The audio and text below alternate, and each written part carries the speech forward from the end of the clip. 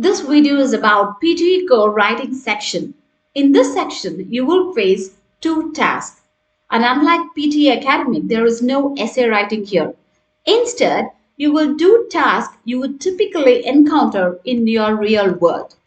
The first task is about writing an email where the word limit should be 80 to 100 words, and the purpose could be like a workplace or everyday communication, and your tone can be formal or semi-formal, and usually suggested 10 to 12 minutes for completing this task.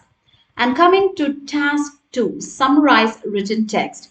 Here the word limit should be 5 to 75 words around, and try to complete the summary in 1 or 2 sentences.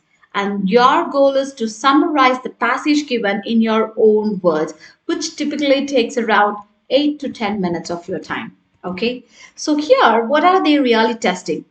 Both these tasks are designed to assess your clarity of communication, your vocabulary range, grammar accuracy, coherence and structure, relevance to the task, register, that means the tone plus formality. Now, let's go deeper into how you can master these tasks with unique strategies. Let's tackle the first task, email writing. So here I'm going to tell you a unique strategy using CAPE method. Remember, CAPE, CAPE method. This method is for you to structure your email and stay within the word limit. So please listen to it carefully. First, let's start with C. C refers to the context. You have to start with a one-line context to show why you are writing. Example like I'm writing to request a change in the meeting schedule, whatever it is. So first, you have to show that first line, the purpose of your writing. That is pretty important, right? Then the second one is A for action needed, what needs to be done. So you have to state what you want the reader to do clearly and politely. Example, could you kindly confirm your availability for Friday? Remember, here we have mentioned it clearly and in the same time politely. And P for politeness, which means formal tone modal verbs. So here you have to use the modal verbs like could, would, please, and try to keep a neutral formal tone. Try to avoid emojis or casual language, okay? And E for ending in a professional sign off, like looking forward to your response, or you might close as thank you for your understanding.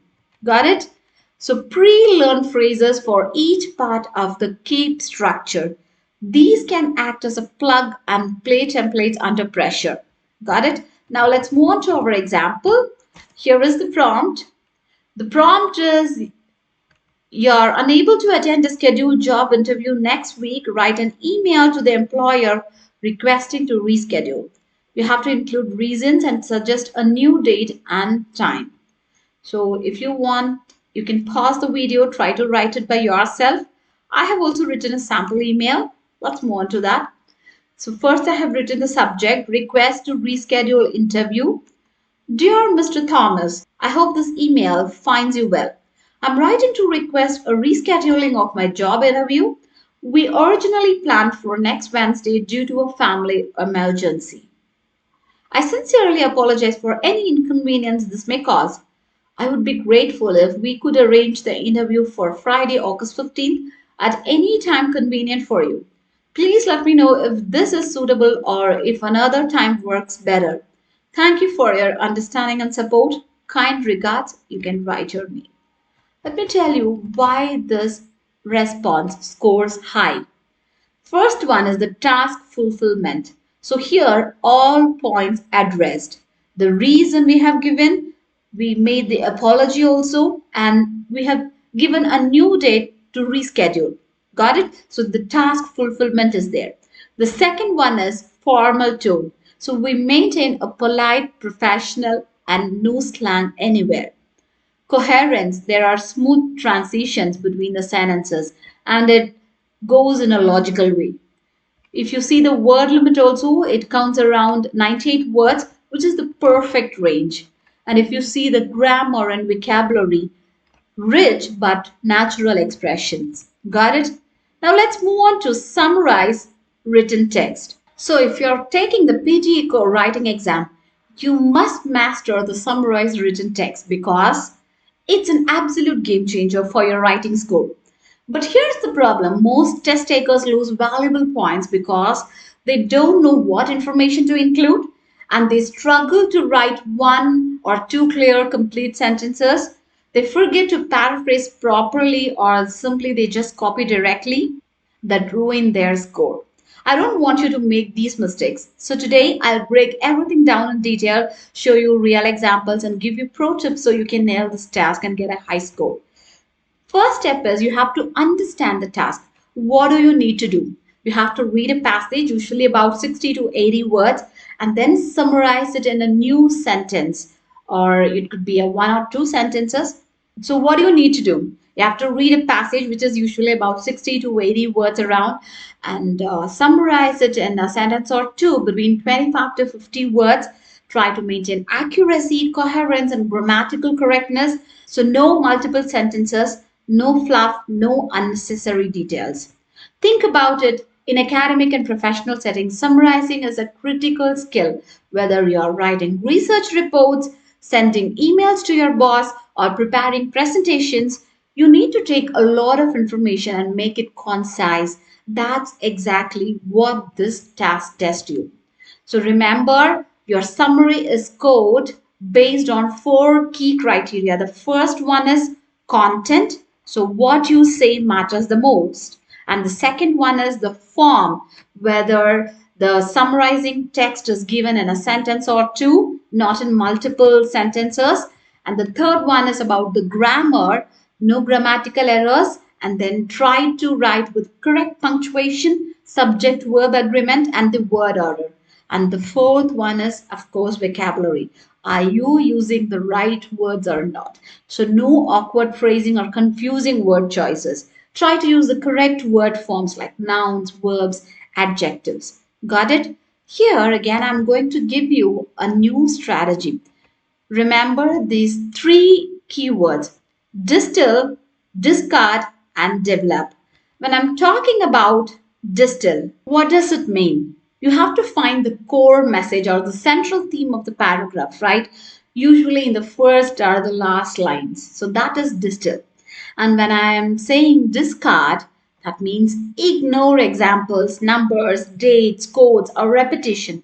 So these are details, not the main idea. And the third one, develop a sentence. You have to use connectors like although, while, because, due to, however, consequently, to combine the main ideas logically. Now let's move on to the example. Here is the passage. Many researchers argue that sleep deprivation has become a global health concern, especially among adolescents. Studies show that lack of sleep leads to poor concentration, memory problems, mood swings, and even obesity. The primary reason behind this trend is the overuse of electronic devices before bedtime, disrupting natural circadian rhythms. Schools starting too early in the morning also contribute to the issue. Experts suggest that delaying school start times, limiting screen time, and creating consistent sleep routines can significantly improve sleep quality.